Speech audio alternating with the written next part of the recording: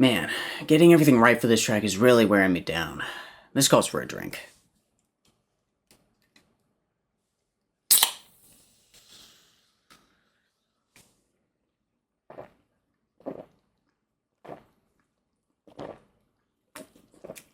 I was actually supposed to get Red Bull for this bit, but I completely forgot, so here you go. Probably tastes better than Red Bull, too.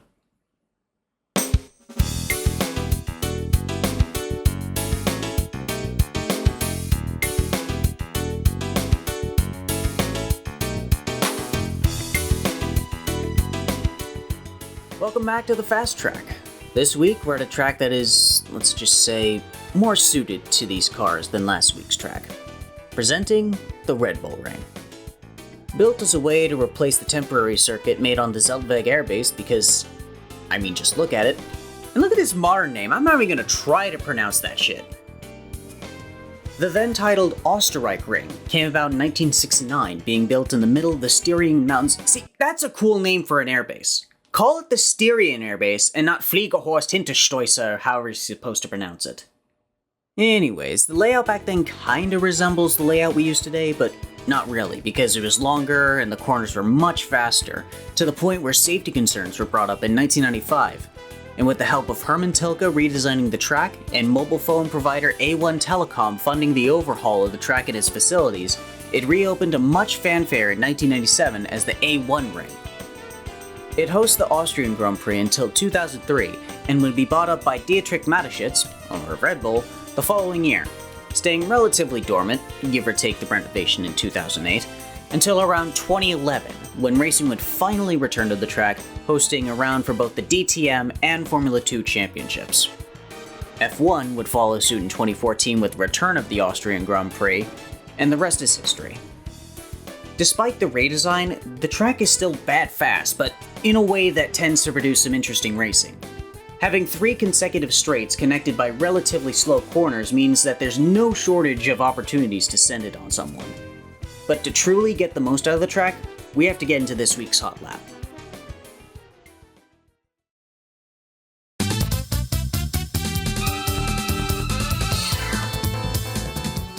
Turn 1 throws you into a slow in, fast out right-hander.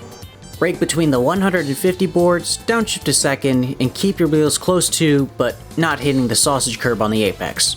And also, keep your exit clean by staying smooth on the throttle. The turn 2 and 3 complex is much slower and very tricky to get consistent. Brake around the 100 board, turn in late, and focus on keeping the rear tires loaded and under control. Careful with this exit curb as well, as it may trip you up if you brush against it too much. Turn 4 is much of the same, just downhill. Brake between the 100 board and Rauch bridge, and keep the back end in check on the downshifts. Turn 5 is flat, but 6 will require a downshift, a dab of brakes, and all of the track on entry you can afford. Pick up the throttle immediately after the apex, and do the same for turn 7.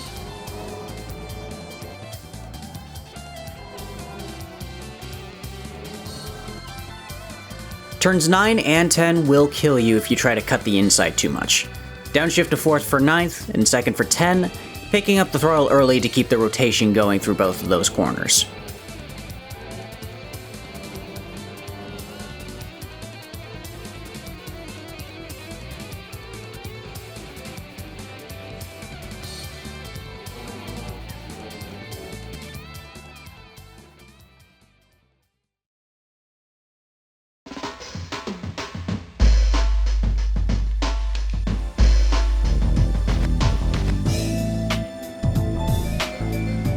If you find yourself locking up the brakes more than usual, don't be afraid to take out some brake pressure. Brake bias will also play a massive role into how your brakes lock up, so play around with that as well. Ultimately, the more comfortable you feel with your braking, the easier it's going to be to put down consistent laps. Another thing that might trip you up is having the driving wheels unloaded and braking loose on you in the slower turns.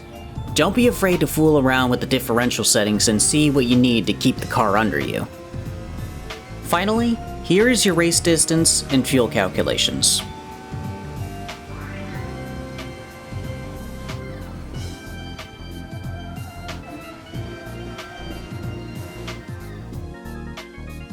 And that does it for this week.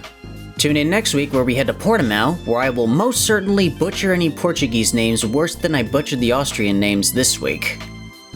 But until then, thanks for watching, like and subscribe for more, good luck, and see you next time.